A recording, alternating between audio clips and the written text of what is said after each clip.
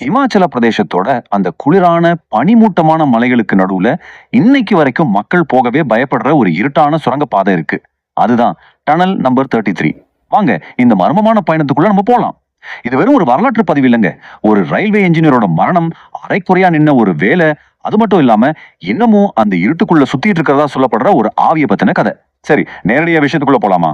அங்க இருக்கிற லோக்கல் மக்கள் சொல்ற உண்மையான அனுபவம் இது. பட்டப்பகலா இருந்தா கூட சரி, இந்த டனல்குள்ள நுழைஞ்ச உடனே யாரோ நம்மள பின்னாடியே வந்து பார்த்துட்டு இருக்கிற மாதிரியான ஒரு பயங்கரமான உணர்வு வரும் அப்படின்னு சொல்றாங்க. அந்த சூரிய வெளிச்சத்தை விட்டுட்டு அந்த பழைய சுரங்கத்தோட இருட்டுக்குள்ள நீங்க முதல் அடி எடுத்து வைக்கும் போதே உங்களுக்கே அந்த நடுக்கம் கண்டிப்பா தெரியும். ஆனா கொஞ்சம் யோசிச்சு பாருங்க, இருட்டுனதுக்கு அப்புறம் அங்க கேட்கிற சத்தங்கள் கண்டிப்பா எந்த மனுஷனோடதும் கிடையாது. அந்த அடர்ந்த மலைப்பகுதியில ராத்திரி நேரத்துல அந்த சுரங்கத்துக்குள்ளே இருந்து ஏதோ விசித்திரமான காலடி சத்தங்களும் இரும்புகள் உரசும் ஓசைகளும் இன்னமும் கேட்டுக்கிட்டே இருக்கு. முடிக்கப்படாம போன ஒரு வேலையோட சாபமா கூட இது இருக்கலாம். ஆனா இதுக்கெல்லாம் ஆரம்பம் எங்கன்னு தெரியுமா? அந்த மர்மத்தை புரிஞ்சுக்க நம்ம கொஞ்சம் பின்னாடி, அதாவது வரலாற்றுக்குள்ள போகணும். 1898ல கால்கா சிம்லா ரயில்வே ப்ராஜெக்டுக்காக ஒரு அக்ரிமெண்ட்டை சைன் பண்ணாங்க. நிறைய தடங்கல்களுக்கு அப்புறம் 1900ல மறுபடியும் வேலை ஆரம்பிச்சு ஒரு வழியா 1903ல இந்த ரயில் பாதையை மக்களுக்காக திறந்தாங்க. பார்க்கிறதுக்கு இது ஒரு பிரம்மாண்டமான பிரிட்டிஷ் இன்ஜினியரிங் ப்ராஜெக்ட். ஆனா இந்த மாபெரும் திட்டத்துக்குள்ளதான் அந்த பயங்கரமான ரகசியமே ஒளிஞ்சிருக்கு. 11,043.61. இந்த நம்பர் எதை குறிக்குதுன்னு தெரியுமா? இதுதான் கட்டி முடிக்கப்பட்ட பரோக் டன்னலோட மொத்த நீளம், அதாவது மீட்டர்கள்ல. கால்கா சிம்லா ரூட்லயே இதுதான் ரொம்ப நீளமான சுரங்கம்.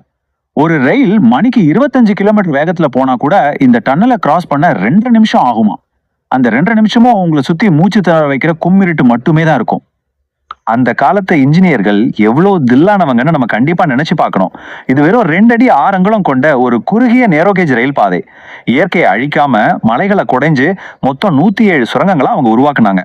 இதுக்காக அங்க வேலை செஞ்சவங்க பெரிய பெரிய கண்ணாடிகளையும் அசிட்லின் கேஸ் விளக்குகளையும் யூஸ் பண்ணிருக்காங்க. கொஞ்சம் இமேஜின் பண்ணி பாருங்க, அந்த பிரம்மாண்டமான மலைகளுக்கு நடுவுல மூச்சு திணற வைக்கிற அந்த இருட்டுல வெறும் கேஸ் விளக்குகளை மட்டும் வச்சுக்கிட்டு அவங்க வேலை பார்த்திருக்காங்க. பகுதி 1, தப்பான கணக்கீடு. மலையை பிரித்த அந்த பெரிய தவறு. கொலனல் பரோக் அப்படிங்கிற ஒரு பிரிட்டிஷ் ரயில்வே இன்ஜினியர் இந்த டனல் வேலையை ரொம்ப சீக்கிரமா முடிக்கணும்னு ஒரு பிளான் பண்ணாரு. மலையோட 2 எதிரெதிர் முனைகள்ல இருந்தும் ஒரே நேரத்துல தோண்ட ஆரம்பிக்கலாம்னு முடிவு பண்ணாரு. ஒரு டீம் லெஃப்ட் சைட்ல இருந்தும் இன்னொரு டீம் ரைட் சைட்ல இருந்தும் தோண்ட ஆரம்பிச்சாங்க. அவரோட கால்குலேஷன் படி 2 டீமும் கரெக்டா சென்டர்ல மீட் பண்ணணும். ஆனா அங்கதான் ஒரு பெரிய தப்பு நடந்துச்சு. 2 பாதைகளும் நேரா அமையவே இல்லை. அந்த 2 டீமும் மையத்துல சந்திக்கவே இல்லை. மலைக்கு நடுவுல அந்த மொத்த ப்ராஜெக்டும் மிகப்பெரிய ஃபெயிலியர் ஆயிடுச்சு. வெறும் ₹1. ஆமாங்க, வெறும் ₹1. இதுதான் பிரிட்டிஷ் கவர்மெண்ட் கொலோனல் பேரோக்கு போட்ட ஃபைன். கவர்மெண்டோட பணத்தையும் நேரத்தையும் இப்படி வீணடிச்சிட்டாருங்கிற குற்றச்சாட்டுல அவருக்கு இந்த அபராதம் விதிக்கப்பட்டுச்சு. பாக்குறதுக்கு இந்த அமௌண்ட் ரொம்ப சின்னதா தெரியலாம். ஆனா அந்த காலத்துல ஒரு மாபெரும் இன்ஜினியருக்கு கவர்மெண்ட் கொடுத்த இந்த தண்டனை அவரோட மொத்த சுயமரியாதையும் சல்லி சல்லியா உடைச்சிடுச்சு. அந்த அவமானம் அவருக்கு தாங்க முடியாத அளவுக்கு இருந்துச்சு. பல மாச உழைப்பு அப்படியே வீணாயிடுச்சு. தொழிலாளர்கள் எல்லாரும் பயங்கர கோபத்துல இருந்தாங்க. அது பத்தாதுன்னு கவர்மெண்ட் வேற ஃபைன் போட்டு அசிங்கப்படுத்திட்டாங்க. பயங்கரமான டிப்ரெஷனுக்கும் மன உளைச்சலுக்கும் ஆளான கலோனல் பரோ ஒரு நாள் தன்னோட வளர்ப்பு நாயை கூட்டிக்கிட்டு அந்த அரைக்குறையான டன்னல் பக்கத்துல நடந்து போயிருக்காரு. அங்க வச்சு தன்னோட துப்பாக்கியால தன்னை சுட்டுக்கிட்டு தற்கொலை பண்ணிக்கிட்டாரு. ரத்த வெள்ளத்துல அவர் கீழே விழுந்ததை பார்த்து பயந்து போன அந்த நாய் உதவிக்காக பக்கத்துல இருக்கிற கிராமத்தை நோக்கி ஓடி போயிருக்கு. ஆனா அந்த கிராமத்து மக்கள் உதவிக்கு ஓடி வரதுக்குள்ள எல்லாமே முடிஞ்சிடுச்சு. அவர் எந்த இடத்துல தன்னோட பெரிய தோல்வியை பார்த்தாரோ அதே முடிக்கப்படாத சுரங்கத்துக்கு முன்னாடியே அவரோட உடலை புதைச்சிட்டாங்க. இன்னைக்கு அந்த ஊருக்கு பேரே பரோக் அப்படின்னு தான் அழைக்கப்படுது. பகுதி 2, உள்ளூர் சாதுவின் வழிகாட்டுதல் மற்றும் புதிய ரயில் பாதை. கலனல் பரோக்கோவோட அந்த சோகமான மரணத்துக்கு அப்புறம் புதுசா சார்ஜ் எடுத்த சீஃப் இன்ஜினியர் HS ஹேரிங்டனுக்கும் அந்த மலையோட பாதைகள் சுத்தமா புரியவே இல்லை. அந்த சமயத்துல அவருக்கு ஹெல்ப் பண்ணது எந்த ஒரு மாடர்ன் டெக்னாலஜியோ கருவியோ கிடையாது. பாபா பால்கு அப்படிங்கிற ஒரு உள்ளூர் சாது தான். எந்த விதமான இன்ஜினியரிங் படிப்பும் படிக்காத அந்த பாபா பால்குவோட இயற்கையான திறமையும் அவரோட வழிகாட்டுதலையும் நம்பிதான் பிரிட்டிஷ் அரசாங்கம் இந்த புதிய ரயில் பாதையை ரொம்ப சரியா அமைச்சாங்க. ₹8,40,000. இதுதாங்க அந்த புதிய சுரங்கப்பாதையான டன்னல் நம்பர் 33 முழுமையா கட்டி முடிக்கான மொத்த செலவு. பழைய இடத்துல இருந்து சுமார் 1 கிலோமீட்டர் தள்ளி இந்த புது டன்னல் ரொம்ப சக்சஸ்ஃபுல்லா கட்டி முடிக்கப்பட்டுச்சு. இறந்து போன அந்த கலோனல் பரோக்கோவோட ஞாபகமா இந்த டன்னலுக்கும் அவரோட பேரையே வச்சுட்டாங்க. அந்த பாபா பால்கு செஞ்ச மாபெரும் உதவிக்கு கிடைச்ச ஒரு மரியாதையா பிரிட்டிஷ் வைஸ்ராய் அவருக்கு ஒரு பதக்கமும் தலைப்பாகையும் கொடுத்து கௌரவிச்சாரு. அப்புறம் ரொம்ப வருஷம் கழிச்சு ஜூலை 2011 சிம்லாவில் பாபா பால்கு ரயில் மியூசியம் திறக்கப்பட்டுச்சு. அது மட்டும் இல்லாம இந்த சிறப்பான என்ஜினியரிங் மற்றும் இயற்கையோட கூட்டு முயற்சியில உருவான கால்கா சிம்லா ரயில் பாதைக்கு உலக புகழ்பெற்ற யுனெஸ்கோ உலக பாரம்பரிய சின்னம் அப்படிங்கிற அந்தஸ்தும் கிடைச்சிருக்கு. பகுதி 3, கண்ணுக்கு தெரியாத உருவம் மற்றும் கைவிடப்பட்ட அந்த பழைய சுரங்கம். என்னதான் புது டன்னல் நல்லபடியா இயங்கிக்கிட்டு இருந்தாலும் கொலோனல் பரோக் பாதியிலே விட்டுட்டு போன அந்த பழைய சுரங்கத்துல தான் உண்மையான பயமே ஆரம்பிக்குது. கிட்டத்தட்ட 140 கஜம் நீளத்துக்கு தோண்டப்பட்ட அந்த பழைய சுரங்கம் இன்னைக்கும் அப்படியே தான் இருக்கு.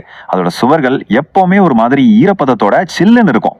மேலே இருந்து தண்ணி இடவிடாம சொட்டிக்கிட்டே இருக்கும். உள்ளே ஒரு சில அடிகள் எடுத்து வச்சாலே போதும், திக்கற்ற கும்மிருட்டு உங்களை அப்படியே சூழ்ந்துக்கும். கவர்மெண்ட் அந்த டன்னலை ஒரு இரும்பு கதவு பூட்டு மூட எவ்வளவோ ட்ரை பண்ணாங்க. ஆனா அதோட பூட்டு உடைக்கப்பட்டிருக்கு. இன்னைக்கு யாரு வேணாலும் அந்த பயங்கரமான கதவை திறந்துட்டு உள்ள போக முடியும். அந்த இருட்டுக்குள்ள ஏதோ ஒரு பயங்கரமான மர்மம் இருக்கு அப்படிங்கிறத அங்க இருக்கிற மக்கள் ரொம்ப ஸ்ட்ராங்கா நம்புறாங்க. கலோனல் பரோக் அந்த மலையை விட்டு போகவே இல்லைன்னு லோக்கல் மக்கள் இன்னைக்கும் சொல்றாங்க. அந்த உடைந்த கதவோட நிழல்கள்ல ஒரு பிரிட்டிஷ் அதிகாரியோட ஆவி இன்னமும் சுத்தி திரிஞ்சிட்டு இருக்கிறதா பல வதந்திகள் இருக்கு. நீங்க அங்க போய் நின்னீங்கன்னா அந்த இடத்தோட அமைதி கூட உங்களை பயத்துல நடுங்க வைக்கும். ஒருவேளை நீங்க பயங்கரமா தைரியத்தை வரவழைச்சுக்கிட்டு அந்த ஈரமான இருண்ட டன்னலுக்குள்ள போயிட்டு சேஃபா வெளியே வந்துட்டோன்னு ஒரு நிம்மதி பெருமூச்சு விடலாம். அந்த நிழல்கள் எல்லாத்தையும் தாண்டி அப்பாடா மறுபடியும் சூரிய வெளிச்சத்துக்கே வந்துட்டோன்னு நீங்க நினைக்கலாம். ஆனா நீங்க ரெக்கார்ட் பண்ண அந்த கேமரா ஃபுட்டேஜை செக் பண்ணும்போது தான் ஒரு பயங்கரமான உண்மை உங்களுக்கு புரிய வரும். நீங்க உள்ள நடந்து போனப்போ உங்களுக்கு பின்னாடி பதிவான அந்த விசித்திரமான நிழல்கள், அந்த தண்ணி சொட்டுற சத்தங்களுக்கு நடுவுல கேட்ட அந்த பயங்கரமான முனகால்கள் எல்லாமே உங்க கேமரால ரொம்ப தெளிவா ரெக்கார்ட் ஆகியிருக்கும். அந்த வீடியோவை பார்த்ததுக்கு அப்புறம் உங்க மனசுல எழப்போற ஒரே கேள்வி இதுதான்: அந்த இருண்ட கைவிடப்பட்ட சுரங்கத்துக்குள்ள நீங்க எப்பயாவது உண்மையிலேயே தனியா தான் இருந்தீங்களா, இல்ல உங்களோட ஒவ்வொரு அடியையும் அந்த ஆவி பின்னாடியே தொடர்ந்து வந்துச்சா? இந்த ஒரு பயங்கரமான கேள்வியோட இன்னைக்கான நம்ம எக்ஸ்பிளைனரை முடிச்சுக்கலாம். இந்த டனல் நம்பர் 33 உங்களை கண்டிப்பா சிந்திக்க வச்சிருக்கோன்னு நம்புறேன். இந்த மாதிரி இன்னொரு சுவாரஸ்யமான மர்மத்தோட உங்களை சந்திக்கிறேன். பாய்.